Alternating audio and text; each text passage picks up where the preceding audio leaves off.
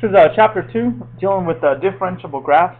Now, it's not particularly a section in the book, but it is introduced in chapter 2 as far as how to differentiate a graph or how to look at the derivative graphically. So we're going to kind of introduce it now and work with it throughout the rest of the school year. What I have, for example, one is going to be just a generic looking graph, and I have labeled A through E. And I want to arrange these points based on the slope values. Now, if you remember in the previous video, the derivative is going to measure the slope of the tangent line at a point. So we're going to measure the slope of a tangent line.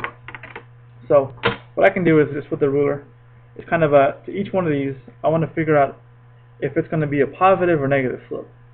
And that's how I'll be able to arrange them in decreasing order. And the word decreasing means I want to go from a big down over to a small. Okay, and then for point A, my tangent line will look something like this. I don't know the exact slope of this, but I do know that it's a decreasing slope, so it's going to be negative. I'm sorry, it's a decreasing graph, so it's going to have a negative slope. For B, it's also going to be a decreasing function right there. It's also going to have a negative slope. But in comparison to A, B is obviously a lot steeper negative, so it's going to have a bigger negative slope. It's going to make this negative sign bigger. Okay.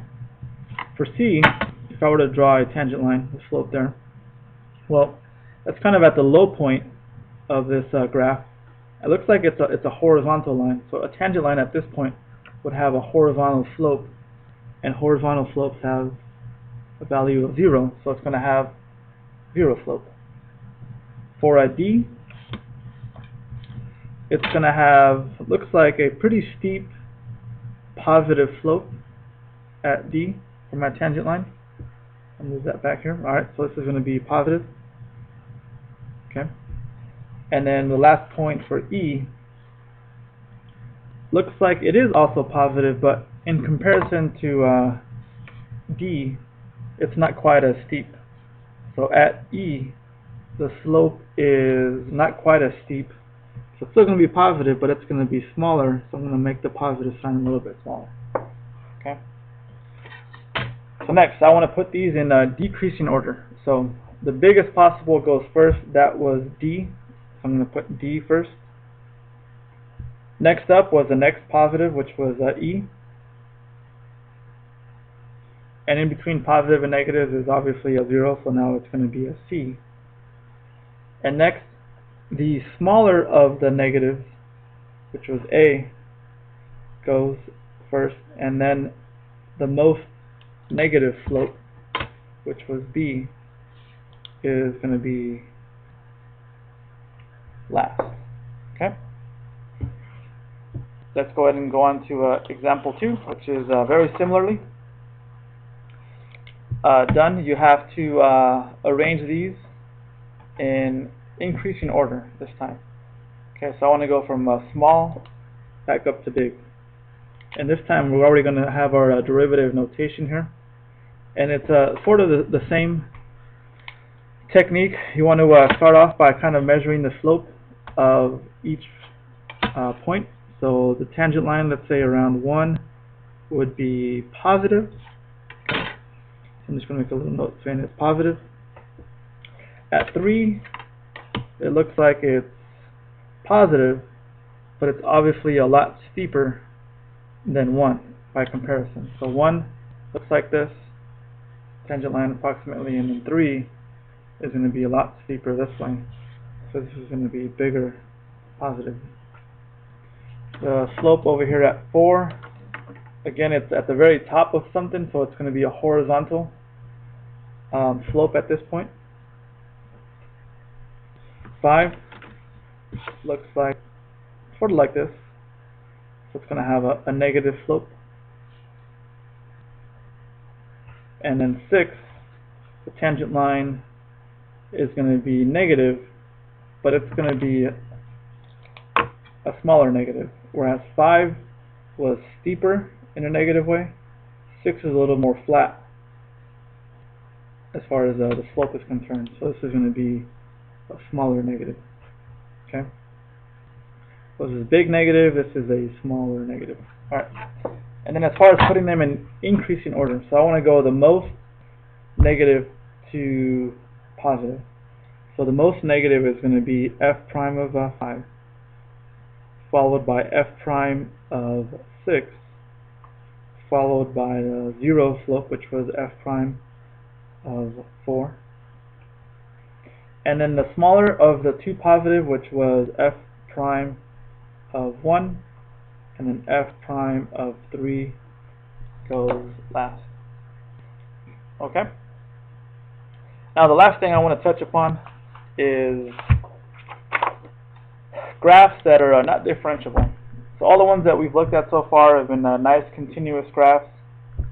We're going to look at some examples of things that are not differentiable. Okay. First of all, if you have a graph that is not continuous, you won't be able to find the derivative at that point. So non-differentiable, non-continuous graphs is sort of like if you have maybe a jump at a point, you won't be able to find the derivative because it's not continuous. If you have a vertical asymptote, so let's say it doesn't matter if you're going towards positive infinity or negative infinity, any asymptote is not continuous, so it's also not differentiable. Okay.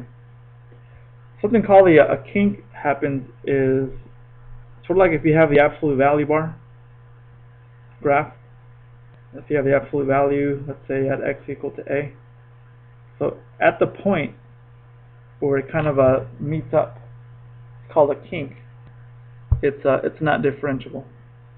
And somewhat related is if you have a cusp, which is more of a curve that meets up at a point. So this over here would be considered a cusp, and there is no derivative. It's not differentiable at that point. Okay, and the reason they're not differentiable is because the change in slope is too sudden. At this point, you're going from a positive slope, and all of a sudden, you go to a negative slope, and it's too much of a change at this particular point for there to be a derivative. And in class, we'll look at some examples graphically of what creates a kink and a cusp. We'll look at some functions and what the derivative, is actually doing there. So it'll make a little bit more sense once we look through some examples. And then the last one is a vertical tangent. And all that means is that somehow the function comes up and becomes vertical for a point. And since vertical lines are not defined, the derivative wouldn't exist there. So you'd follow this, trace it this way. And once you get to this point, the tangent line would be vertical, and the derivative would not exist at that point. So these are the instances where a graph is not differentiable. You wouldn't be able to find the derivative if it's continuous, if it's not continuous, if there's a kink or a cusp at a point, or if there's a vertical tangent. It would not be continuous. It would not be differentiable, excuse me. It would not be differentiable.